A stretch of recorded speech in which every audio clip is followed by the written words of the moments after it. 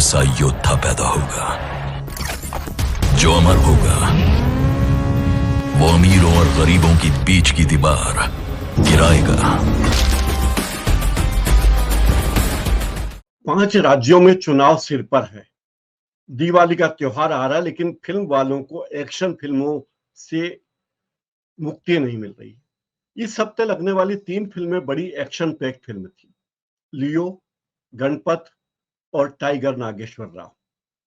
इन फिल्मों में एक्शन का ऐसा बोलबाला रहा कि लगा ही नहीं कि ये भारत की फिल्म है या इन फिल्मों के निर्माता निर्देशकों को इस देश की जनता से कोई मतलब है। सबसे पहले बात करेंगे गणपत के बारे में।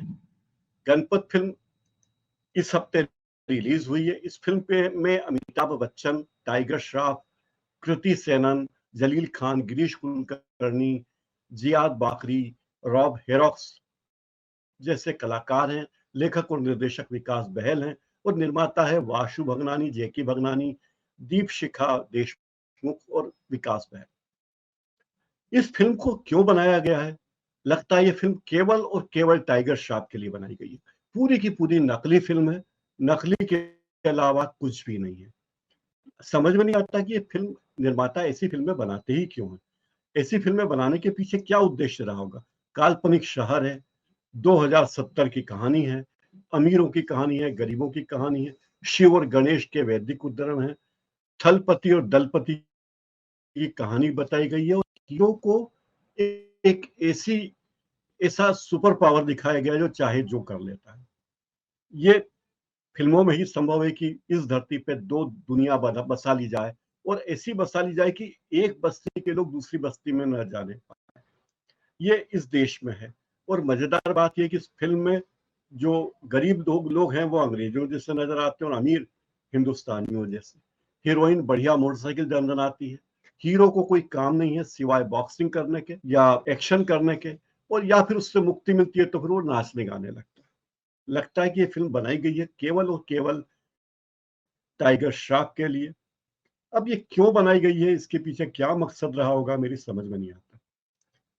लंबी कहानी है, काल्पनिक सीन है, हीरो कैमरे के सामने बस डायलॉग बोलते हैं।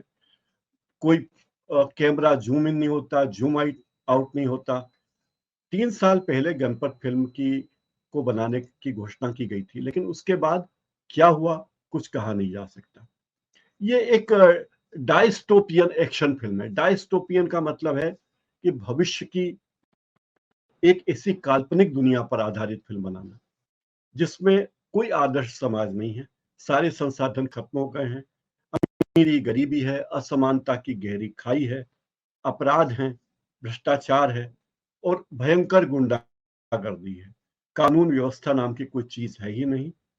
और इस फिल्म में मुझे लगता है कि जिस तरह अमिताभ बच्चन ने पुराने एहसान चुकाए होंगे वासु भगनानी और उनके बेटे के, उसी लिए ये फिल्म बनाई गई है या विकास बहल की कोई मेहरबानी रही होगी उन पर। एक ऐसी कहानी, ऐसी काल्पनिक कहानी जिसमें कि कोई जिसका आज की दुनिया से कोई लेना देना है ही नहीं।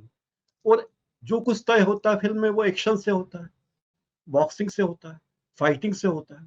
ये कौन सी दुनिया है भाई? और इस देश के लोग अभी भी वैसे ही हैं। बताने की कोशिश की गई है कि लोग वैसे ही हैं जो खुद कोई काम करना नहीं चाहते और ये आशा करते हैं कि कोई जननायक आएगा और हमारा उद्धार करेगा। जबकि असली जननायक वो होता है जो लोगों की मदद करता है, लोग खुद खड़े हों। जैसे गांधी जी जननायक थे। उन्होंने इस देश के तब के 30 करोड़ भारतीयों के मन में ये आस जगाई कि आप कुछ हो, आप कुछ कर सकते हो, लेकिन ऐसा कुछ होता नहीं है।